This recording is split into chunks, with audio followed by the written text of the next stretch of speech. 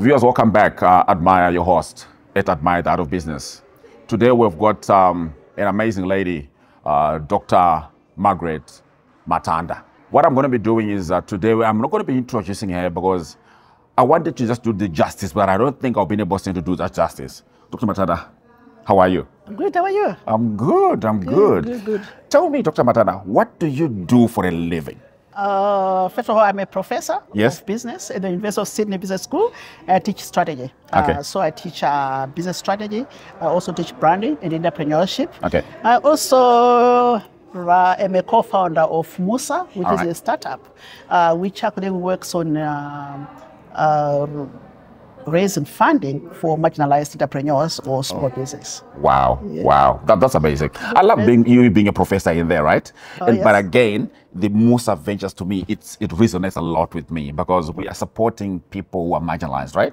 Oh yeah, that's good. Yeah, but that's the whole ethos of Musa.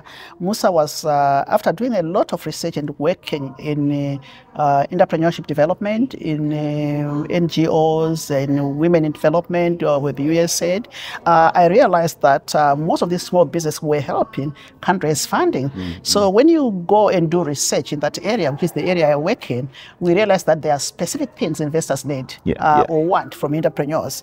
But then the entrepreneurs do not really have a clear idea on this issue. So we end up with this, what we call the information gap between the financiers or investors and the entrepreneurs. So we looked at a lot of research globally, which talks about what issues are important, which investors need to know. And we then developed the Musa platform, looking at the 12 pillars of business that investors need. And we then use these pillars of business, which basically looks at the 4 dimensions of business. Desirability. Is there somebody who wants the product? Viability. Is there a market for it? Deliverability. Can you actually deliver what you said you are going to do, your value proposition?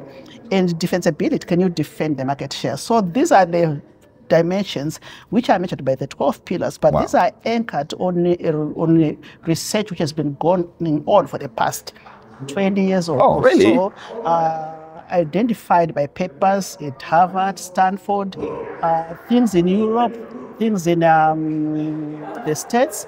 So we are trying to say if we take the same measures or we could take the same requirements and standardize them, can we actually assess marginalized entrepreneur ventures and train them their venture health assessment and then present them to investors. So that's what Musa does. Wow. And do you have any partners in this business? Yes, we work with ecosystem partners. We work with venture capital firms. We also have private equity companies we work with who we have embedded the Musa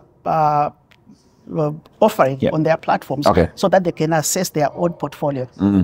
So what we call a pipeline assessment tool. But at the same time, we also develop venture dashboards for individual organizations so as that they can present themselves to investors. Wow. And you've got a unique relationship in this Musa Ventures. So you're working with your daughter? Yes, I work with my daughter. Interesting. But so the other co-founder is my daughter Tando. So she's the other co-founder. We actually found that I'm sitting there working with entrepreneurship development with entrepreneurs, training entrepreneurs, assessing whether they were ready to raise money, going to the bank and not being able to raise money. Tando worked in venture capital. She actually did entrepreneurship at Cambridge. So we're actually sitting at this different ends of the table and we're actually trying to resolve the same problem. So this was led to Musa Ventures, which actually is a pun on Mansa Musa, the richest African king ever lived. Was a king from Mali. That's where Musa comes in. Entrepreneurs are not beggars, but they have brands, they have things they ought to offer. And we're asking investors to come and team up or collaborate with entrepreneurs so that we can make this world a better place. Wow.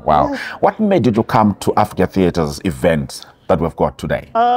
Africa Theatre's event, I think what Africa Theatre's event is doing, it's very inspiring. Mostly with the kids, it's very inspiring. And also this celebration of what Africans are doing in Australia, for me, it's one of those things. It should be celebrated because there's no need of not showing this and also indicating to young ones what's possible, and even to the young ones who are probably 5 or 10.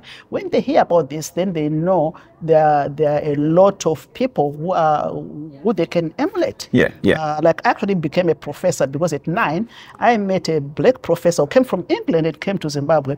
And my father, from when I was 9, started calling me professor. Oh, really? Yes. And this was Professor Kazembe. Wow. Wow. Okay.